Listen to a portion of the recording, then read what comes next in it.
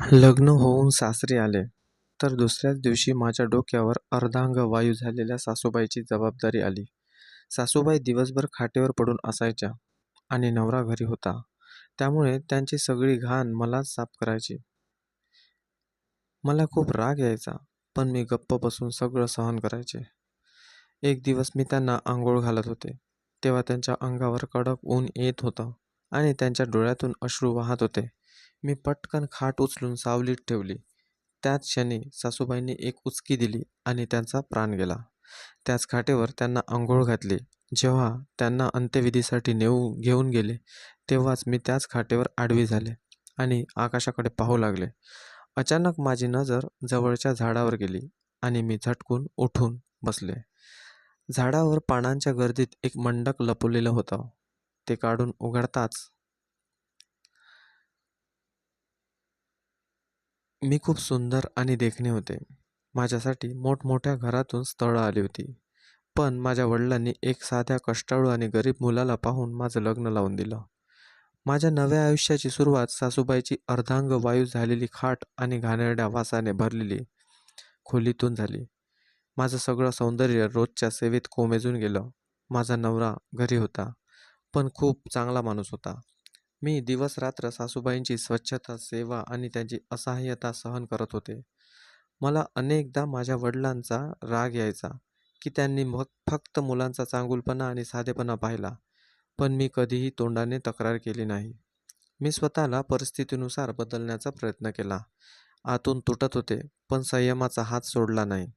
गल्लीतल्या बायका माझ्या हिमतीचं कौतुक करायच्या, पण माझ्या आत एक पोकळी नेहमीच राहायची. माझ्या नवऱ्याचं घर 2 खोल्यांचं होतं. एक खोली आमच्या दोघांसाठी आणि दुसरी सासूबाईसाठी होती. सासूबाईंची अवस्था अशी होती, की त्या स्वतःच काहीच करू शकत नव्हत्या. अंथरुणात पाय पडून राहायच्या. कधी लग्न थांबवू शकायच्या नाहीत, कधी काहीतरी खायला मागायच्या, तर कधी फक्त छताकडे एकटक पाहत राहायच्या. त्यांच्या डोळ्यात एक उदासी अडकलेली असायची आणि माझ्या हातात नेहमी साफसफाईचं सामान असायचं. दिवस-रात्र एकाच चक्रात फिरत होते. सकाळी उठल्याबरोबर सासूबाईचा अंथरूण साफ करणे, त्यांना अंघोळ घालणे, कपडे बदलणे आणि जेवण बनवणे सुरू व्हायचं. नवरा सकाळीच रोजंदारीवर कामाला जायचा आणि रात्री थकून भागून परत यायचा. त्याच्या चेहऱ्यावर नेहमी एक थकवा असायचा, पण त्याच्यासोबत एक आपुलकी असायची. तो मितभाषी होता, पण त्याने कधीच माझा अपमान केला नाही. कधी माझ्यावर हा आवाज उचलला नाही. हे एकच गोष्ट जिने मला सावरून ठेवलं होतं. मी एक दिवस खूप आजारी पडले. खूप ताप आणि थंडी वाजत होती. मनात एक विचित्र अस्वस्थता होती. पण त्या दिवशीही मी सासूबाईचं अंथरूण साफ केलं, जेवण गरम केलं आणि रात्री नवऱ्याची वाट पाहत राहिले. जेव्हा तो आला तेव्हा माझी अवस्था पाहून तो दचकला. पहिल्याच दिवशी पहिल्यांदाच मी त्याच्या डोळ्यात काळजी पाहिली. त्याने मला पाणी दिलं, गोळ्या आणून दिल्या आणि स्वतःच्या हाताने माझ्या कपाळावर पाण्याच्या पट्ट्या ठेवल्या. त्याच्या त्या स्पर्शात इतके आपलेपण होता की माझ्या डोळ्यातून अश्रू वाहू लागले. तो काहीच बोलला नाही. फक्त शांतपणे माझ्याजवळ बसून राहिला. ती रात्र माझ्यासाठी एक नवीन आशा घेऊन आली होती. मला वाटलं कदाचित आयुष्य परिपूर्ण नसतं, पण प्रेमाचे काही क्षण ते सहन करण्यासारखं नक्कीच बनवतात. कधी-कधी रात्री सगळे झोपल्यावर मी अंगणात उभी राहून आकाशाकडे पाहायचे. तारे मोजायचे आणि मनातल्या मनात विचार यायचा की या ताऱ्यांसारखं चमकणारं नशीब मला का नाही मिळालं. पण लगेच मी माझ्या मनाला समजवायचे. मला माहीत होतं की माझी परीक्षा आहे आणि यामागे देवाचा काहीतरी मोठा हेतू असणार. माझी आई नेहमीच म्हणायची, जी स्त्री संयम ठेवते, देव तिच्यासाठी चांगले दिवस नक्कीच आणतो. मी याच गोष्टींना माझ्या आयुष्याचा आधार बनवलं होतं. दिवस जात होते. माझं सौंदर्य तर कोमेजून गेलं होतं. पण माझ्या आत्म्यात एक ताकद निर्माण होऊ लागली होती. मला जाणीव होऊ लागली होती की कदाचित मी स्वतःसाठी काही नसले तरी माझ्या देवाच्या जवळ माझं एक मोठं स्थान आहे. लग्नानंतर मी काय काय स्वप्न पाहिली होती. वाटलं होतं नवऱ्यासोबत कधीतरी बाजारात जाईन, बांगड्या घेईन, एक नवी साडी घेईन, मुलांचे कपडे घेईन. पण इथे तर वेगळंच चाक उलटंच फिरत होतं. ना आनंद, ना करमणूक, ना शांतता. कधी-कधी जुने दिवस आठवायचे, जेव्हा मी आईसोबत बाजारात जायचे. किंवा बहिणीसोबत हसायचे, खेळायचे तेव्हा मन रडायला लागायचं. कधी स्वतःवर चिडायचे, कधी देवावर. वाटायचं फक्त एक दिवस असा मिळावा ज्यात माझ्यासाठी काहीतरी असेल. फक्त माझ्याचसाठीच. सासूबाईची तब्येत दिवसेंदिवस बिघडत चालली होती. त्यांना सारखी लघवी व्हायची. कधी रात्री किंचाळून उठायच्या, कधी वेदनेने कण्हाळायच्या. त्यांच्या किंगाळे माझ्या स्वप्नांना चिरून टाकायच्या. नवऱ्याची परिस्थिती ही काही खास नव्हती. तो जे काही कमवायचा ते सगळं घराचं रेशन, औषध आणि इतर गरजांमध्ये संपून जायचं. मी त्याच्याकडे कधी काही मागितलं नाही आणि तोही माझ्यासाठी कधी काही आणू शकला नाही. त्याच्या नजरेत फक्त एक प्रकारची लाज दिसायची. पण तो कधीच बोलून दाखवत नसे. त्याची शांतता माझ्यासाठी तलवारीसारखीच होती. तो स्वतःही हतबल होता. पण मला माहीत होतं की त्याला माझ्यासाठी काहीतरी करायचं आहे. पण त्याच्याकडे काहीच नव्हतं. अनेकदा आरशासमोर उभी राहून मी स्वतःला विचारायचे, मी तीच मुलगी आहे का, जिला कधी सौंदर्याचं प्रतीक मानलं जायचं? माझ्या मैत्रिणी म्हणायच्या, तुझ्यावरून तर नजरच हटत नाही. तू एखाद्या राजकुमारीसारखीच दिसते. पण आज जेव्हा मी त्याचे फोटो सोशल मीडियावर बघते, त्या आनंदी आयुष्य जगत होत्या. त्यांची मुलं, त्यांच्या गाड्या, त्यांचे सजलेले चेहरे, हे सगळं पाहून माझे डोळे पाणावायचे. मी साध्या आयुष्याची निवड केली होती. मी माझ्या वडिलांनी केली होती आणि मी मी तर फक्त ते एक आज्ञाधारक मुलगी होते, जे वडिलांच्या इच्छेला आपलं नशीब मानलं होतं. आता जेव्हा गल्लीतल्या बायका यायच्या, तेव्हा त्या माझ्या सौंदर्याची तारीफ करण्याऐवजी माझी कीव करू लागल्या होत्या. बिचारी आहे, तरुण, पण अवस्था बघा कशी झाली. जणू 40शीची वाटते. त्या खरंच बोलायच्या, पण त्यांचं प्रत्येक वाक्य माझ्या हृदयावर घाव करत असे. असं वाटायचं मी स्वतःलाच समजवण्याचा प्रयत्न करायचे, की कदाचित देव माझ्या संयमाचं फळ कोणत्यातरी वेगळ्या रूपात देईल. कदाचित ही माझी परीक्षा माझ्या पुण्याईत भर टाकत असेल. मी माझ्या मनाला आधार देण्याऐवजी देवाकडे धावा करू लागले. अनेकदा रात्री जागून देवाला साकडं घालायचे, की त्याने मला हिंमत द्यावी, धैर्य द्यावं आणि त्यातून बाहेर पडण्याचा काहीतरी मार्ग दाखवावा.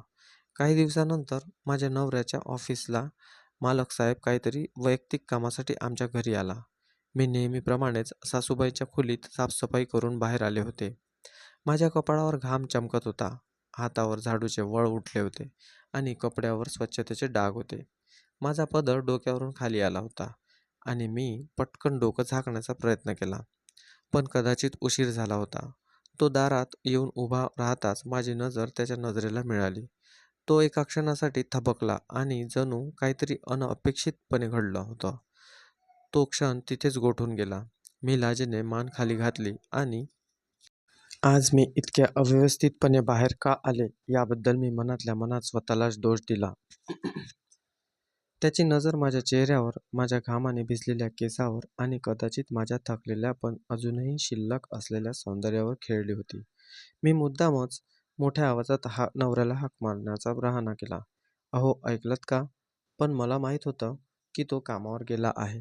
मी म्हणाले, ते ना घरी आहेत. तुम्ही काही निरोप असेल तर सांगा. पण तो थांबला. म्हणाला, नाही. फक्त एक महत्त्वाचा कागद द्यायचा होता. मी स्वतःच देईन संध्याकाळी. काही हरकत नाही. मी अर्धा दरवाजा बंद करून त्याच्यासमोर उभे राहण्याचा प्रयत्न केला. पण माझ्या मनातली अस्वस्थता वाढतच होती. मी दार बंद होताच माझं हृदय जोरजोरात धडधडू लागलं. मी दाराला पाठ टेकून एक मोठा श्वास घेतला. घरातील शांतता ही मला त्या क्षणी शांत करू शकत नव्हती. माझ्या सासूबाई अंथरुणावर पडून होत्या. त्यांच्या श्वासांचा आवाज माझ्या हृदयाच्या ठोक्यामध्ये मिसळून गेला होता. मी अशा अवतारात बाहेर का आले म्हणून स्वतःलाच दोष दिला. पण त्यात माझी चूक नव्हती. मी तर फक्त घराच्या कामात गुंतले होते.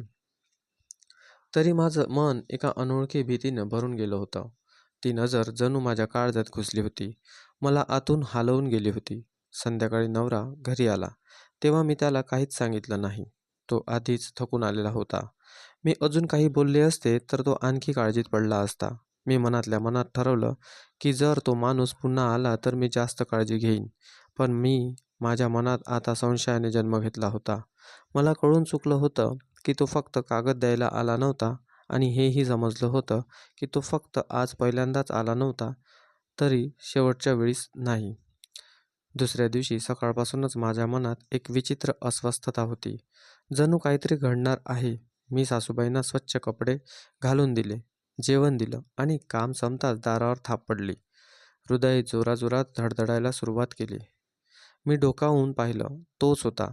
हातात एक फाईल होती आणि त्याच्या चेहऱ्यावर एक असं हास्य होतं. जणू त्याला माहीत होतं की दार कोण उघडणार आहे. मी हळूच दार उघडून अंतर ठेवतच विचारलं, "जी, काय काम आहे?" "काल मी कागद द्यायला विसरलो होतो. तोच द्यायला आलोय." असं म्हणून अशा प्रकारे हसला, जणू काहीतरी लपवत होता. मी पटकन म्हणाले, "तुम्ही त्यांना ऑफिसमध्येच द्या. ते उद्या येतील. आता ते घरात आराम करत आहे." त्याने फाईल पुढे केली. "ही घ्या. संध्याकाळी त्यांना द्या." मी पटकन फाईल घेतली आणि दार बंद केलं.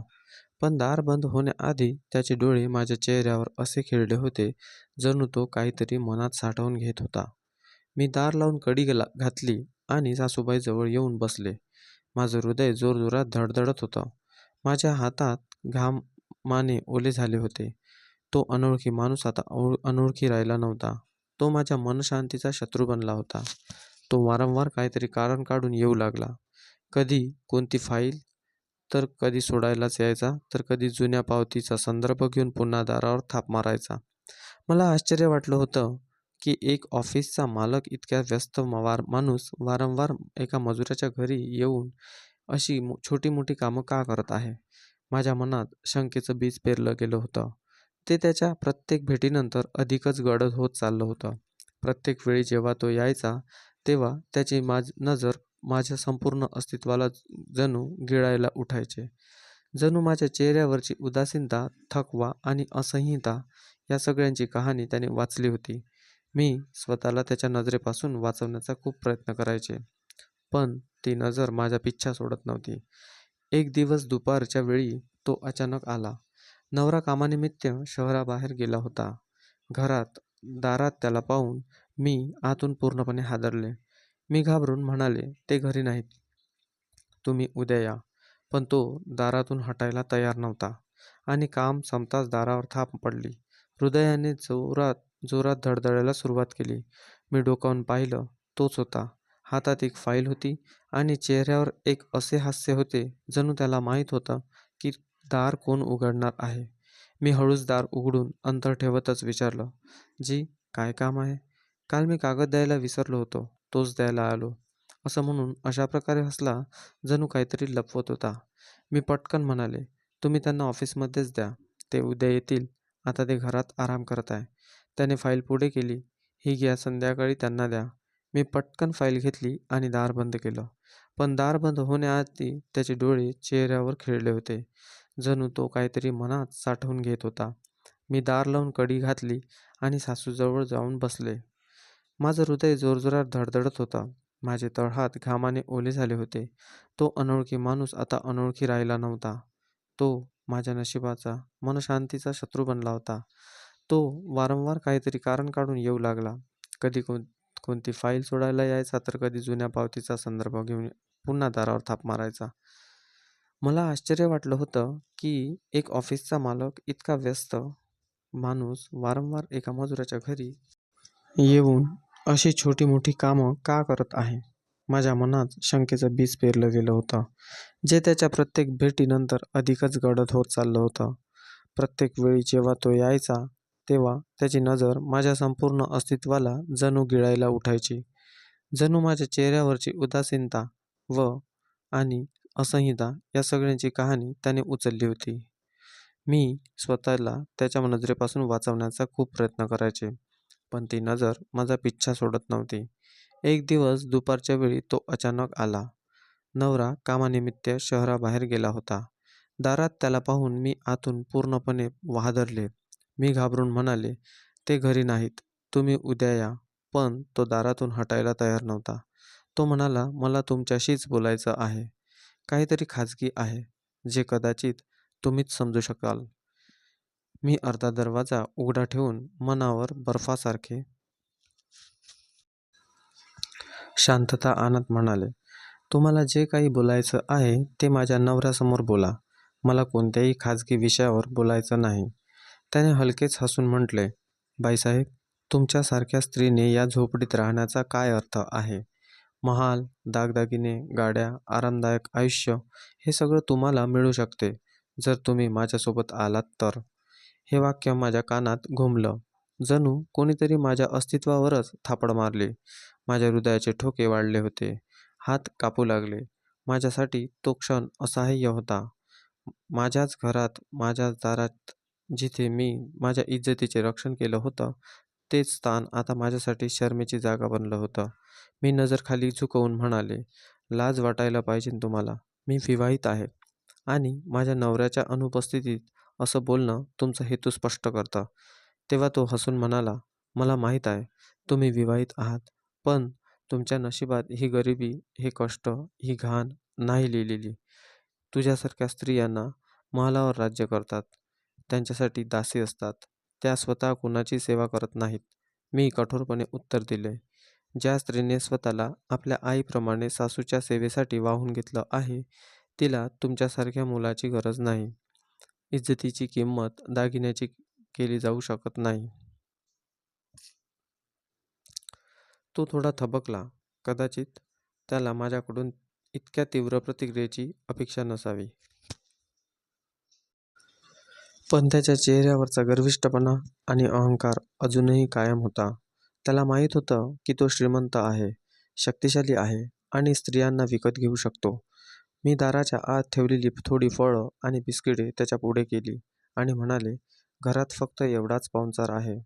जर तुम्हाला काही काम होतं तर हे घ्या, नाहीतर परत जा." मी माझ्या संपूर्ण सभ्यतेने स्वतःला मजबूत ठेवलं होतं, पण आतून मी थरथर कापत होते.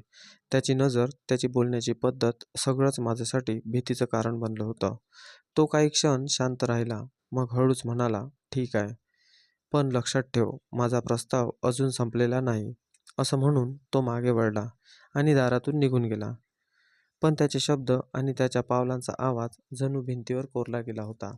दार बंद केल्यानंतर मी सुन्न झाले. काही वेळ मी तशीच जमिनीवर बसून राहिले. माझे हात घामाने भिजले होते. मनात वादळ उठलं होतं आणि डोळ्यात एक अनोळखी ओल आली होती. मी खोलीत जाऊन आतून दार लावून घेतलं आणि माझ्या सासूबाईंच्या पायाशी जाऊन बसले. त्या शांत होत्या, डोळे मिटून पडून होत्या. मला त्यांना काही सांगावंसं वाटलं नाही. पण त्यांचं शांत अस्तित्व माझ्यासाठी एक ढाल होतं. मी त्यांचे पाय दाबू लागले.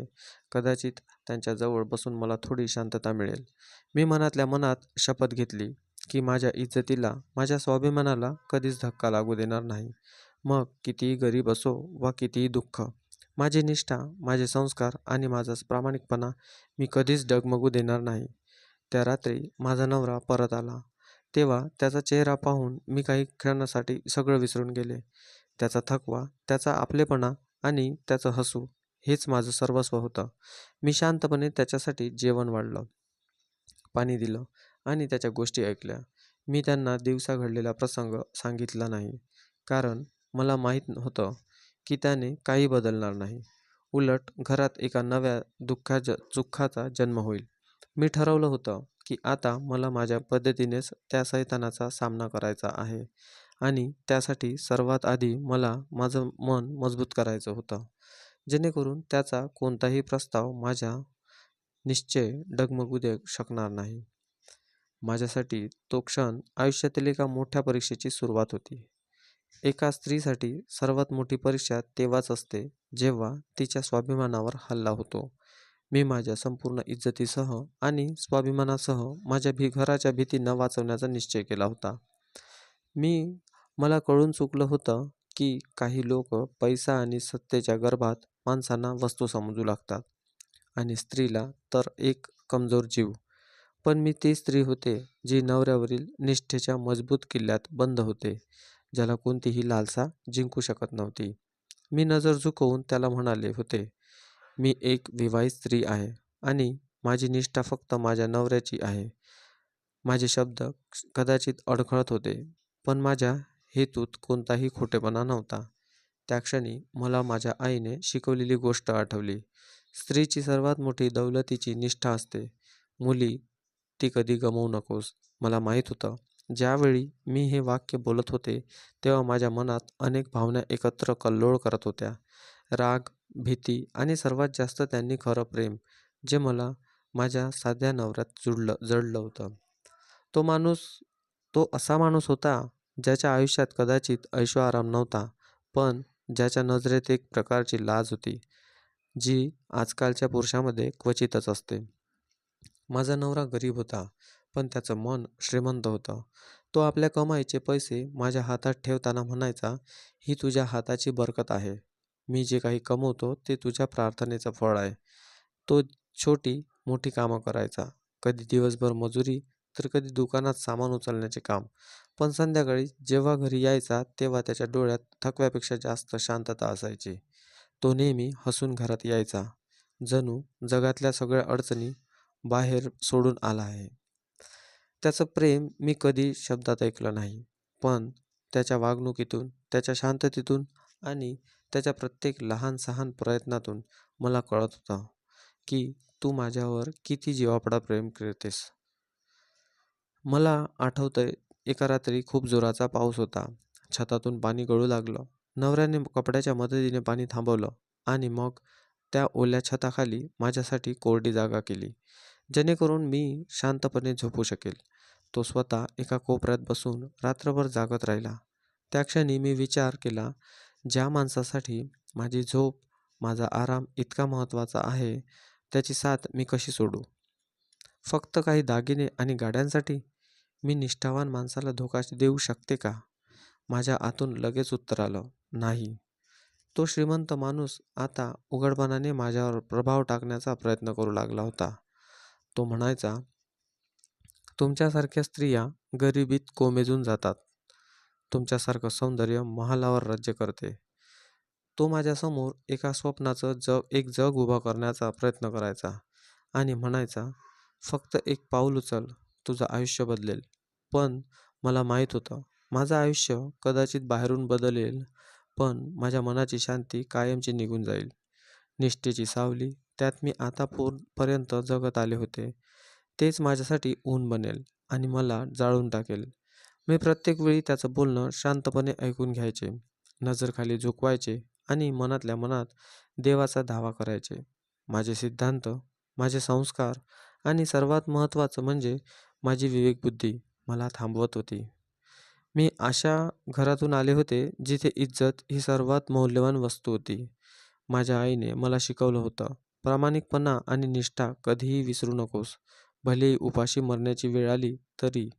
आणि तिची ती शिकवण नेहमीच मनात जपली होती. मी कोणत्या परीक्षेतून जात आहे याचा माझ्या नवऱ्याला कधी अंदाजच आला नाही. मी त्याला हे कधीच सांगितलं नाही, कारण मला माहीत होतं, की तो आतून तुटून जाईल. त्याचा स्वाभिमान त्याला आतून खाऊन टाकेल. जेव्हा त्याला हे कळेल, की कोणी दुसरा पुरुष माझ्या बायकोवर म्हणजे त्याच्या बायकोवर वाईट नजर ठेवून आहे, मी हे शांत युद्ध माझ्या मनापुरतं मर्यादित ठेवलं. प्रत्येक दिवशी, प्रत्येक क्षणी मी माझ्या विवेकबुद्धीला प्रश्न विचारला आणि प्रत्येक वेळी मला एकच उत्तर मिळायचं, तुझ्या मार्गावर आहेस, तोच तुझा स्वाभिमान आहे. रात्री जेव्हा सासूबाईच्या खोलीतून कणाण्याचा आवाज यायचा आणि मी धावत त्यांच्या अंथरुणाजवळ जायचे, तेव्हा मला वाटायचे, की देवाने मला याच परीक्षेसाठी निवडलं आहे. आणि कदाचित माझी ही सेवाच माझ्या नवऱ्याच्या मनात माझी किंमत वाढवत होती. मी आयुष्याकडे कधीच एखाद्या फिल्मीप्रमाणे पाहिले नाही, तर त्याला एक कठोर सत्य म्हणून स्वीकारलं. माझ्यासाठी प्रेमाचा अर्थ केवळ शब्द नव्हते, तर तो प्रत्यक्षात होता, जो मी त्या साध्या माणसासोबत घालवला होता, ज्याने मला दुःख देण्याचा कधीही विचार केला नाही. आज मी हे सगळं आठवते, तेव्हा माझ्या मनात एक विचित्र शांतता पसरते. त्या साध्या नवऱ्यासोबत घालवलेले क्षण, स्वतःचा शांतपणा, त्याच्या हाताचे कष्ट, हीच माझी खरी दौलत आहे. मला जे काही लालच दिलं गेलं, ते माझ्या श्रद्धेसमोर, माझ्या विश्वासासमोर कमजोर पडलं. मी माझ्या इज्जतीला कोणतीही किमतीवर विकणार नाही. ही जी शपथ मी घेतली होती, ती माझ्या चरित्राचा भाग बनली होती. त्यामुळेच आज मी त्या नात्यात फक्त सुरक्षितच नाही, तर एक मजबूत आणि साध्या आपण पवित्र नात्यात आहे. तो श्रीमंत माणूस आता उघडपणे मला लालच दाखवू लागला होता. आता तो पडद्याआड बोलत नव्हता, ना शब्दामध्ये सभ्यता ठेवत होता. आता जणू त्याला कळून चुकलं होतं का मी त्याची कमजोरी आहे. किंवा तो माझी असहाय्यता ओळखून माझ्यावर ताबा मिळवण्याचा प्रयत्न करत आहे. एकदा तो म्हणाला, "तू फक्त हो म्हण, मी तुला या झोपडीतून काढून शहरातल्या सगळ्यात चांगल्या भागात एक घर घेऊन देईन." मी त्याचं बोलणं ऐकलं आणि नजर खाली झुकवली. माझं मन घाबरत होतं, पण माझ्या जिभेला जणू लॉक लागलं होतं. अशी वाक्य ऐकून जी स्त्री घाबरणार नाही ती स्त्री नाही तर दगड असेल.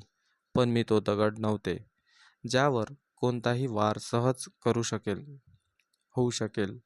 मी तो खडक बनण्याचा प्रयत्न करत होते, ज्यावर कोणतीही जखम आपलं निशाण सोडू शकणार नाही. कधीकधी तो माझ्या नवऱ्याच्या कामावर गेल्यानंतर लगेचच आमच्या गल्लीच्या कोपऱ्यावर उभा असायचा. जणू तो मला संधी देत होता, की जर मला हवं असेल तर मी जाऊ शकते. मी अनेकदा त्याच्याकडे न पाहताच पटकन दार बंद करून द्यायचे. मला माहीत होतं, की जर नवऱ्याला हे सगळं कळलं तर तो आतून तुटून जाईल. तू तो खूप हळव्या मनाचा माणूस होता. त्याचा स्वाभिमान त्याला कधीच माफ करणार नाही.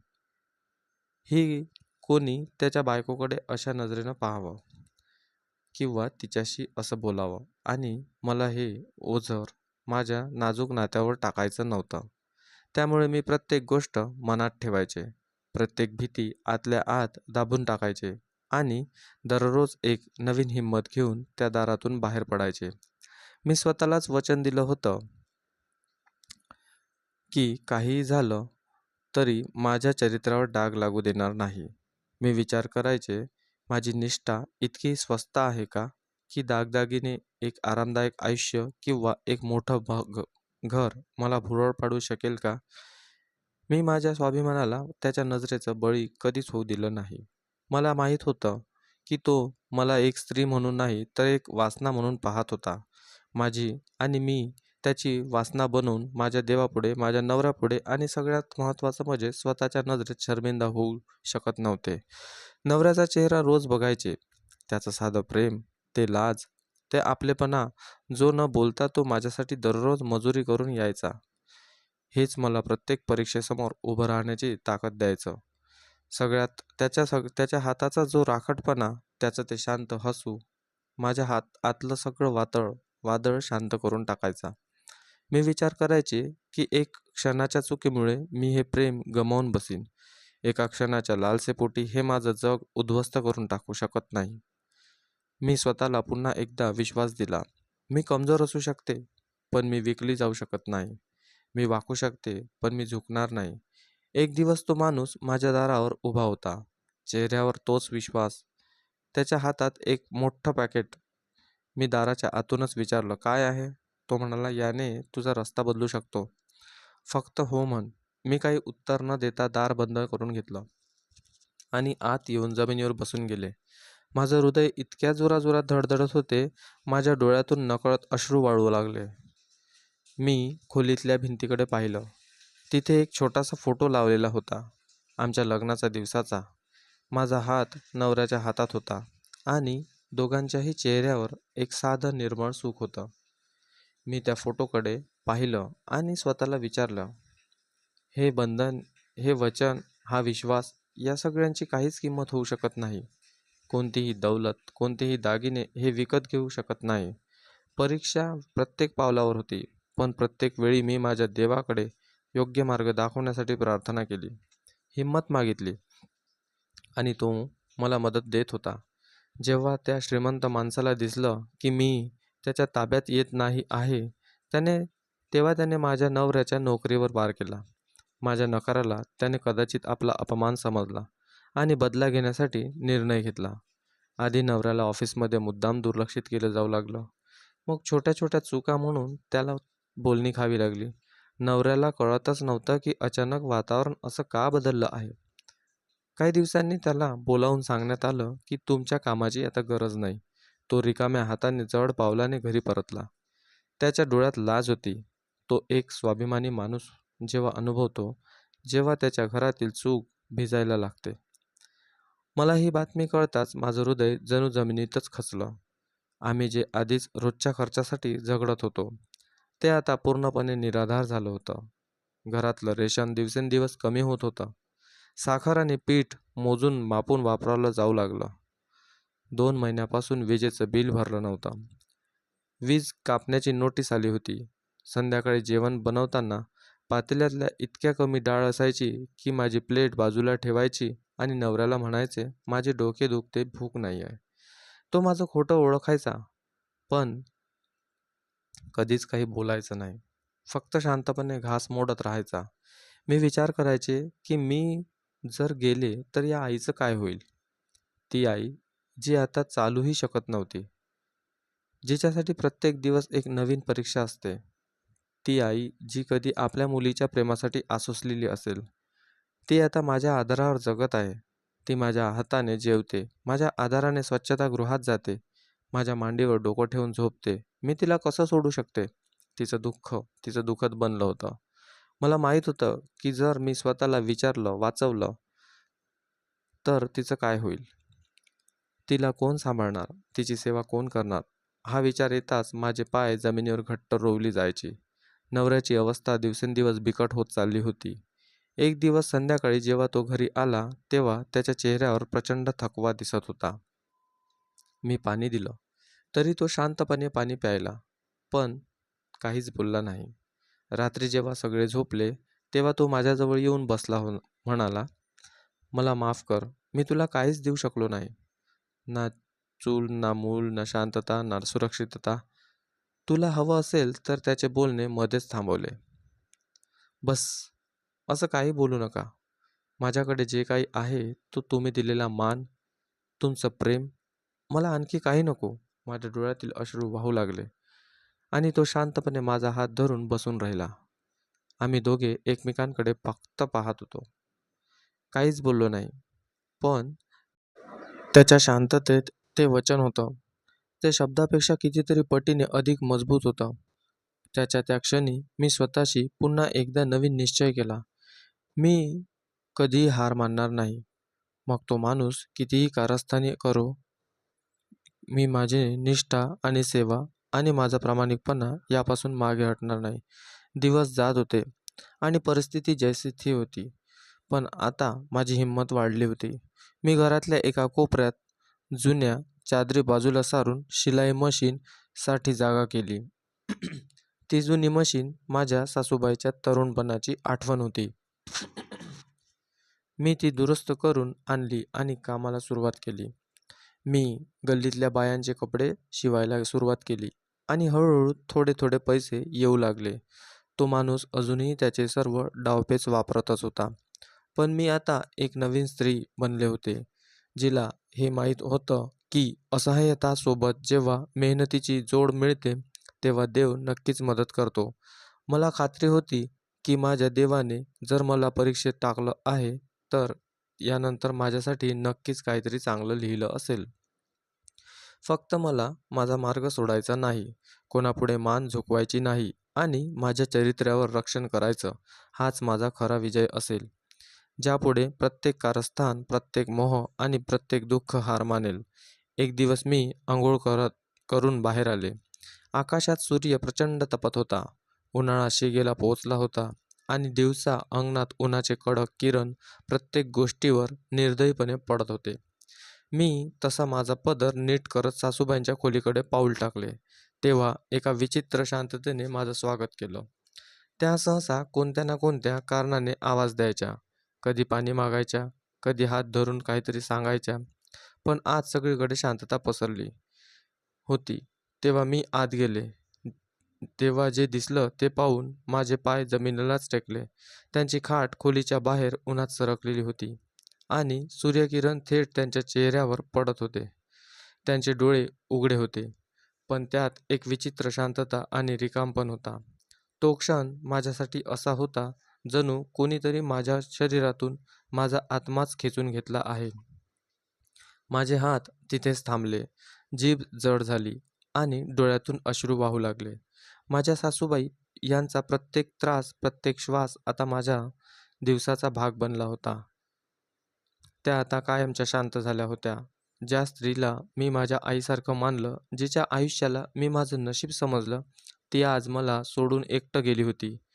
मी त्यांच्या चेहऱ्यावरून हात फिरवला आणि मला जाणवलं की त्यांच्या चेहऱ्यावर एक विचित्र समाधान पसरलं आहे. जणू त्या शांतपणे गेल्या होत्या. जणू जाण्यापूर्वी त्या काहीतरी सांगून गेल्या होत्या. पण शब्दांनी नाही तर आपल्या शांततेने. मी माझे अश्रू पुसत नवऱ्याला आवाज दिला, जो खोलीत कसला तरी विचारात गढून गेला होता. तो येताच त्याची नजर आईच्या चेहऱ्यावर पडली आणि त्याचेही पाय थांबले. तो आईजवळ खाली बसला. तिचा हात हातात घेतला आणि पहिल्यांदाच मी माझ्या नवऱ्याच्या डोळ्यात अश्रू पाहिले. तो, जो नेहमी आपले दुःख आपल्या आत लपवायचा, तो आज आईच्या जाण्याने पूर्णपणे तुटला होता. आम्ही दोघेही शांतपणे बसून राहिलो. काहीच बोललो नाही. फक्त शांततेची सावली आमच्यामध्ये फिरत राहिली. अंत्यविधीची तयारी सुरू झाली. जेव्हा त्यांना घेऊन गेले तेव्हा माझं घर अगदी रिकामं वाटू लागलं. ते खाट त्यावर कित्येक वर्षापासून पडून होत्या, ती रिकामी झाली होती.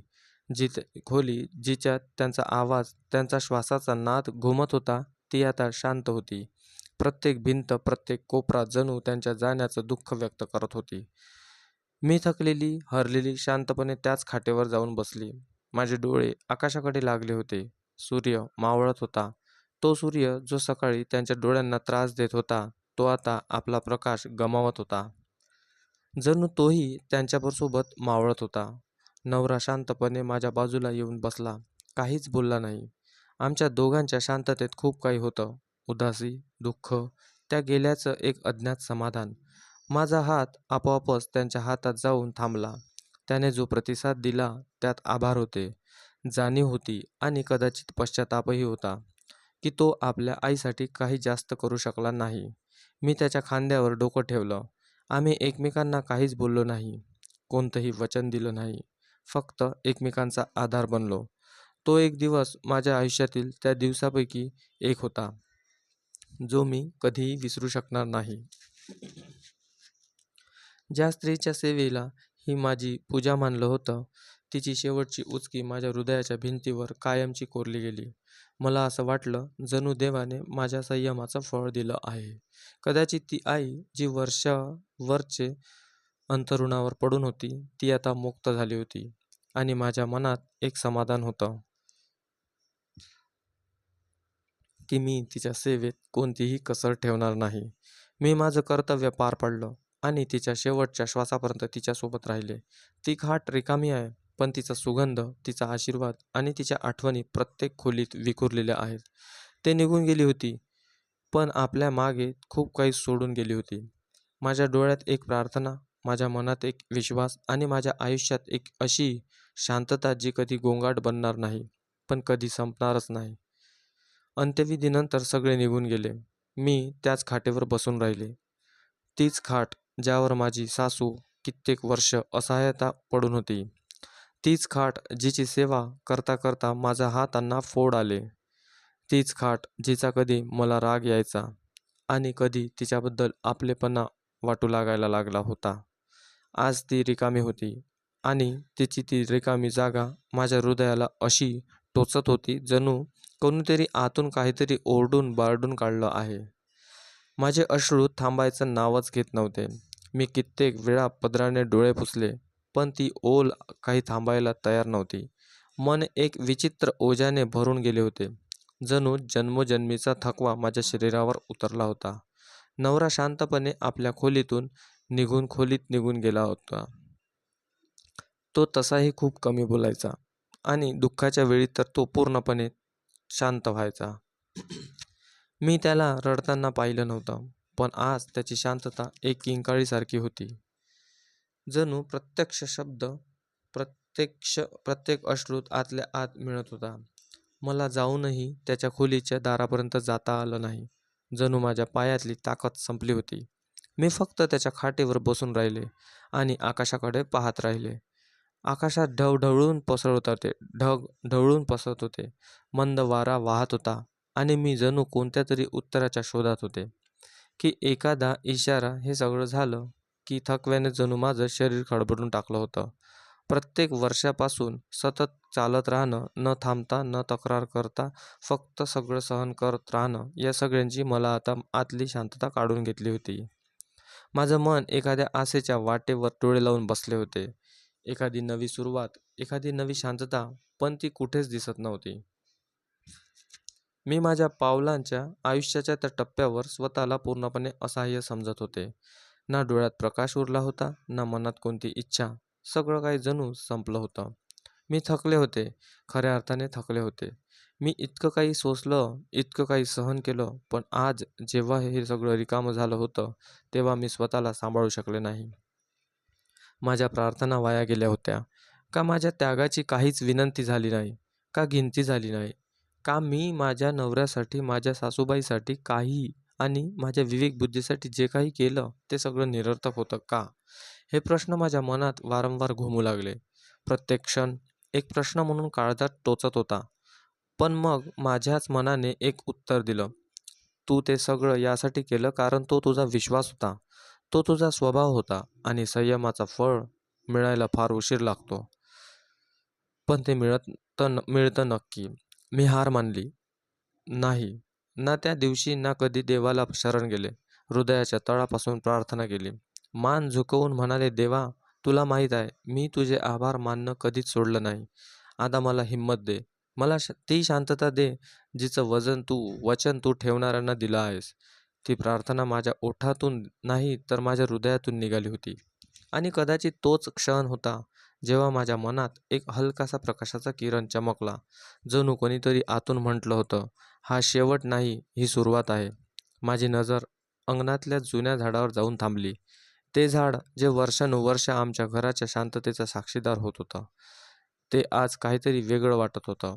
उन्हाचे किरण त्याच्या पानातून गळून जमिनीवर विचित्र चमक निर्माण करत होते आणि त्याच पानाच्या गर्दीतून एक हलकीशी चमक माझ्या डोळ्यात आदळली. आधी मला वाटलं की एखादा पक्षी किंवा काचेचा तुकडा तिथे अडकला असेल. पण मनात एक पाल चुकचुकली. मी हळूहळू त्याच्या जवळ गेले. फांद्या एका बाजूला केल्या, तर खाली मातीत काहीतरी दाबलेलं दिसलं. एक जुनं मातीने भरलेलं मडकं. मी माझ्या हाताने माती साफ केली, तेव्हा मडक्याचं झाकण दिसलं. माझं हृदय जोराजोरात धडधडू लागलं. इतक्या वर्षात इथे काहीच दिसलं नव्हतं. हे मडकं इथे कधी आणि कोणी ठेवलं गेलं? कोणी ठेवलं? हे सगळं माझ्यासाठी एक कोडं बनलं होतं. उत्सुकतेपोटी मी पटकन ते मडकं उचललं आणि एका सुरक्षित जागी येऊन बसले. मडक्याचे वजन नेहमीसारखं नव्हतं. जणू त्यात खरंच काहीतरी मौल्यवान लपलेलं होतं. मी एक क्षण थांबून असा श्वास घेतला. मग हळूच झाकण काढलं. आतलं दृश्य पाहून माझ्या अंगावर सर्रकन काटा आला. मडक्याच्या आत चमकणारे सोन्याचे दागिने ठेवले होते. हार, कानातले बांगड्या आणि काही जुन्या काळातील नाणीसुद्धा. एका क्षणासाठीचं तर माझा विश्वासच बसेना. मी पुन्हा हात लावून पाहिलं. प्रत्येक वस्तू खरी होती. हृदयाचे ठोके जणू बेकाबू झाले होते. डोळे आश्चर्याने विस्फाटले. हे सगळं कुठून आलं? कोणी ठेवलं? माझ्या मनात एकच नाव आलं, सासूबाई. ती स्त्री जिची मी वर्षानुवर्ष सेवा केली होती, ज्यांची शेवटची उचकी माझ्या हृदयावर कोरली गेली होती. कदाचित त्या शांतपणे माझ्यासाठी हे सगळं सोडून गेल्या होत्या. मी पटकन नवऱ्याला आवाज दिला. माझ्या आवाजात भीती होती आणि अविश्वासही. तो धावतच आला. माझ्या हातातला मडकं पाहून थबकला. मी त्याला म्हणाले, हे बघा, झाडाखालून मिळालं. त्याने मडक्याच्या आत डोकावून त्याच्या चेहऱ्यावर जणू एक सावली उतरली. डोळे पाणावले. तो हळूच म्हणाला, हे आईचे दागिने आहेत. लहानपणी आई सांगायची की तिने लग्नानंतर हळूहळू हे सगळं जमा केलं होतं. तिचं स्वप्न होतं की जेव्हा सून घरात येईल तेव्हा सगळे तिच्या हातात देईन. त्याचा आवाज भरून आला. कदाचित ते योग्य वेळ वाट पाहत असावी. त्याने एक एक दागिना हातात उचलला, जणू आपल्या आईच्या स्पर्शाला अनुभवत होता. मी शांतपणे त्याच्याकडे पाहत राहिले. मला वाटलं जणू सासूबाईचे ते शांत प्रेम, त्याचा तो मुकत्याग आज माझ्यासमोर एखाद्या आशीर्वादासारखा समोर आला आहे. ती स्त्री जी कधी आपल्या भावना व्यक्त करू शकली नाही, तिने आज आपल्या शांततेतून माझ्यावरचा विश्वास व्यक्त केला होता. माझ्या मनात एक विचित्र भावना दाटून आली. हे दागिने फक्त सोनं नव्हते, तर ते माझ्या संयमाचा, माझ्या त्यागाचं आणि माझ्या सेवेचं फळही होतं. सासूबाईंनी त्याच्या पद्धतीने मला तो जो मान दिला होता, जो दिसत नाही, बोलत नाही, फक्त अनुभवता येतो. मी ते मडकं माझ्या छातीशी कवटाळलं. जणू मी माझ्या सासूबाईच्या छातीला लागत होते. माझ्या डोळ्यातून अश्रू वाहू लागले, पण त्या अश्रूंना कृतज्ञतेचा रंग होता. आनंदाचे ओल होते. आम्ही दोघांनी ठरवलं की हे दागिने जपून ठेवायचे. हे नवऱ्याला म्हणाले, आपण हवं तर हे विकून आपली परिस्थिती सुधारू शकतो. पण त्यांनी माझ्याकडे पाहिलं आणि म्हणाला, ही आईची शेवटची आठवण आहे. तिचं स्वप्न आहे. मी हे कसं विकू? त्याच्या या बोलण्याने माझ्या मनात त्याच्याबद्दल प्रेमाचा एक नवीन दरवाजा उघडला. त्या दागिन्याचं ओझं नव्हतं, तर तो एक दिलासा होता. जणू आशीर्वाद स्पर्श करून गेले होते. सासूबाईची ती शेवटची भेट माझ्या आयुष्यातील सर्वात मौल्यवान ठेव बनली. केवळ सोन्याच्या रूपात नाही, तर त्यातील भावनांच्या रूपात. फक्त सोन्याच्या रूपात नाही, तर त्यात लपवलेल्या प्रेमाच्या आणि आशीर्वादाच्या रूपात. मी मनापासून म्हणाले, आई, तुम्ही जिथे कुठे असाल, माझं नक्की पूर्ण ऐकत असाल. तुमचे खूप खूप आभार की तुम्ही मला सुनेला मुलगी बनवलं. त्या दिवसानंतर माझीही मत दुप्पट झाली. माझं मन पूर्वीपेक्षा अधिक समाधानी होतं आणि माझे निश्चय पूर्वीपेक्षा अधिक मजबूत झाले होते. कारण आता माझ्याकडे एक खजिना होता, माझ्या सासूबाईच्या शांत प्रेमाचा खजिना, जो माझ्यासाठी जगातील कोणत्याही संपत्तीपेक्षा अधिक मोठा होता. आम्ही दोघांनी ठरवलं की आम्ही स्वतःच्या मेहनतीने परिस्थिती बदलू. आम्ही जी वर्षानुवर्ष सहनशीलता दाखवली, तीच आता आमची ताकद बनली होती. नव्याने पुन्हा रोजंदारीचे काम सुरू केले. तो सकाळी घरातून निघायचा आणि संध्याकाळी थकून भागून परत यायचा. मी बसून शिलाई आणि हस्तकलेचं काम सुरू केलं. सुरुवातीला फक्त गल्लीतल्या बायका ओढण्यांना लेस लावण्यासाठी यायच्या, पण हळूहळू काम वाढू लागले. मी जुन्या कपड्यापासून नवीन पद्धतीचे गळे, बाह्या आणि मुलींचे फ्रॉक बनवायला सुरुवात केली. माझ्या हातातील कौशल्याची लोकांना आवड निर्माण झाली आणि हळूहळू मला नियमित काम मिळू लागलं. आमच्या आयुष्यात पहिल्यांदाच थोडा वेग आला होता.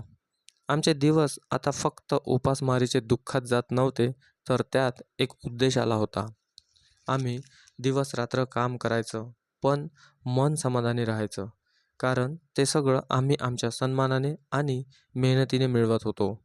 नवऱ्याच्या डोळ्यातही आता निराशेऐवजी एक आशा आली होती आणि मी त्याच्या हिमतीची साक्षीदार बनले होते. तो माणूस ज्याला कधी जगाच्या नजरेत अपयशी साम्राज्य समजलं जायचं, तो आता माझ्यासाठी सर्वात यशस्वी माणूस बनला होता. घरात हळूहळू प्रकाश येऊ लागला. जुने पडदे हटवले गेले. जमिनीवर नवीन सतरंजी अंतरली गेली आणि स्वयंपाकघरात चमकणारी भांडी दिसू लागली. हे घर जे कधी एक ओझं वाटायचं, ते आता प्रेमाचा पाळणा बनलं होतं. प्रत्येक कोपऱ्यात जणू सासूबाईचे आशीर्वाद विखुरलेले होते आणि त्या आशीर्वादाने आमच्या संयमाला सार्थक केलं होतं. खोलीच्या कोपऱ्यात ठेवलेलं एक एक मडकं जे एका सामान्य मातीच्या भांड्यापेक्षा जास्त काहीतरी वाटत होतं, ते आता आमच्यासाठी सोन्यापेक्षाही मौल्यवान खजिना होत होतं. आम्ही त्याला एका लहानशा कपड्याने झाकून ठेवलं. जणू आईच्या आठवणी, शेवटच्या प्रेमाला आम्ही जपून ठेवलं होतं. आम्ही दोघांनी मिळून एक नवीन जग तयार केलं होतं, ज्याच्या पाया सत्य, संयम आणि त्या गावावर होता. जे सत्य, त्याची किंमत सुरुवातीपासून खूप जास्त वाटली. पण आता आम्हाला माहीत होतं की हेच सत्य आम्हाला सन्मान, शांतता आणि आनंदाचा खरा मार्ग दाखवेल. ते दागिनेच आम्ही विकत घेतले नाहीत, ती मेहनत आम्ही स्वतः केली. तो संयम जो आम्ही मनापासून ठेवला, हे सगळं आज आमच्या घराची शोभा बनलं होतं. मला कळून चुकलं होतं की सत्याची किंमत खरंच खूप मोठी असते, पण त्याचं फळ हे नेहमीच चिरकाल टिकणारं, पवित्र आणि सन्मानजनक असते. आम्ही प्रत्येक क्षण जो संयमाने काढला, प्रत्येक इच्छा जी नाकारली गेली, ते देवाने सगळं आम्हाला परत दिलं. प्रेमाच्या रूपात, आपुलकीच्या नात्याने आणि सर्वात महत्त्वाचं म्हणजे एक अशा शांततेच्या रूपात, जे दुसऱ्या कोणत्याही मार्गाने मिळणे शक्य नव्हते. ते मडकं जे कधी मातीने झाकलं होतं, आज आमच्या घराचा पाया बनले होते. काळासोबत परिस्थिती हळूहळू सुधारू लागली होती. जणू वर्षानुवर्षाच्या वादळानंतर निसर्गाने आमच्या संयमाचं फळ देण्यास सुरुवात केली होती. नवऱ्याने आपल्या प्रामाणिकपणाने आणि सातत्य मेहनतीने गल्लीच्या एका कोपऱ्यावर एक छोटंसं दुकान उघडलं. त्या दुकानात सामान कमी होतं, पण आपुलकी आणि मेहनतीची दौलत अमाप होती. तो सकाळी दुकान उघडायचा, स्वतःचं साफसफाई करायचा, सामान लावायचा आणि ग्राहकांशी नम्रपणे वागायचा. मी सुद्धा शिलाईचे काम व्यवस्थित सांभाळलं होतं. माझं नाव आता परिसरात ओळखलं जाऊ लागलं होतं. लोक आपल्या मुलांचे कपडे, लग्नाचे पोशाख आणि हस्तकलेचे ऑर्डर्स देऊ लागले होते. आम्ही दोघेही दिवसभर थकायचं, पण रात्री चहाचा कप हातात घेऊन बसायचं. तेव्हा एक समाधान मनात उतरायचं. आम्ही जे काही खाल्लं, जे काही घातलं, ते सगळं आमच्या स्वतःच्या कमाईचं होतं. गरिबी अजूनही होती, पण सन्मानाने जगलेली गरिबी आम्हाला कधीच जखमी करत नव्हती. घर छोटं होतं, फर्निचर जुनं, पण आमची मनं मोठी झाली होती. प्रेम, आदर आणि स्वाभिमान हे आमच्या नात्यांचा दागिना बनले होते. मी अनेकदा संध्याकाळच्या वेळी त्या मडक्यामध्ये पाहायचे, जे अजूनही खोलीच्या कोपऱ्यात ठेवलेलं होतं. त्यावर ठेवलेला प्रकाश, पांढरा रुमाल आणि अजूनही सासूबाईच्या आशीर्वादाची सावली देत होतं. ते मडकं आमच्या आयुष्याचं केंद्र नाही, तर आमच्या कथेचा साक्षीदार होतं. त्यात असलेल्या दागिन्यांना आम्ही कधी हात लावला नाही. फक्त त्याला प्रेमाने पाहिलं आणि मनातल्या मनात सासूबाईंसाठी प्रार्थना केली. त्याच प्रार्थनांनी आमच्या मेहनतीला रंग दिला, आमच्या पावलांना रस्ता दाखवला आणि आमच्या मनाला शांतता दिली. कधी बाजारात गेले तर लोक कौतुक करायचे. म्हणायचे, ताई, तुमच्या शिलाईमध्ये मोठी सफाई आहे. तुमच्या बोलण्यात एक आपलेपणा आहे. तुमच्यासारख्या स्त्रिया कमी असतात. मी हसायचे, पण मनात मला माहीत असायचं की या बोलण्यामागे वर्षानुवर्षाचा संयम, शांतता आणि त्या स्वतःच्या विवेकबुद्धीची ठेवलेली निष्ठा जपलेली होती.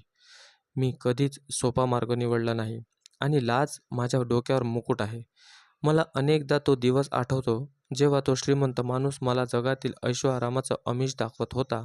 त्याचं बोलणं, त्याची वागणूक सगळं जणू माझ्या स्वाभिमानावर हल्ला करत होतं.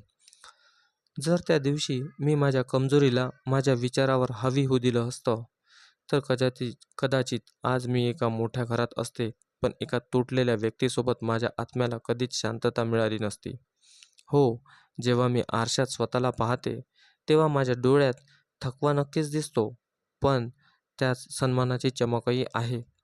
ही ती चमक आहे, जी फक्त सत्याने जगणाऱ्या स्त्रीच्या वाट्याला येते. माझं नाव, नवऱ्याचं नातं आता फक्त नवरा बायकोचं राहिलेलं नव्हतं, तर तो आता माझा सोबती आहे, माझा जीवनसाथी आहे, माझ्या संयमाचा साक्षीदार आहे. तो कधी जास्त बोलत नाही, पण त्याच्या नजरेत माझ्याबद्दलचा आदर मला स्पष्ट दिसतो. त्याला माहीत आहे की मी स्वतःला किती वेळा वाचवलं, आपल्या नात्याला वाचवलं, आपल्या इज्जतीला वाचवलं. आम्ही कधीच एकमेकांवर आरोप केले नाहीत, उलट एकमेकांचा आधार बनलो. कदाचित हेच होतं नातं. त्याला देवाने संकटाच्या वादळातून पार करून अधिक मजबूत केलं होतं. आता आमच्याकडे सगळं काही आहे. ते आमचं स्वतःचं आहे. आमच्या मुलांच्या चेहऱ्यावर हसू आहे, घरात बरकत आहे आणि मनात शांतता आहे. हे सगळं काही मी फक्त संयम, निष्ठा आणि स्वतःचा मार्ग स्वीकारून मिळवलं आहे. ज्याच्या आयुष्यातील सर्वात मोठा अभिमान हाच आहे की तो मी प्रस्ताव नाकारला, जो कदाचित काही क्षणासाठी सुख देऊ शकला असता, पण आयुष्यभरासाठी माझ्या आत्म्याला जखमी करून गेला असता.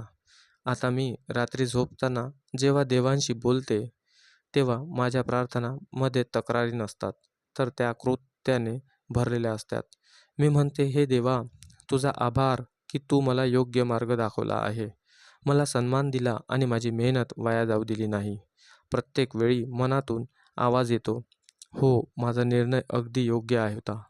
हे आयुष्य जरी सोपी नव्हतं, तरी तो मार्ग निवडला, जो सन्मानाचा आणि सत्याचा होता. हेच माझं सर्वात मोठं यश आहे. ही एक अशी शांतता आहे, जी ना बाजारात विकत मिळते, ना कोणत्या महालात खरेदी करता येते. ना ही शांतता फक्त त्यांनाच मिळते, जे परीक्षेच्या काळातही सत्याच्या मार्गावरून ढळत नाही.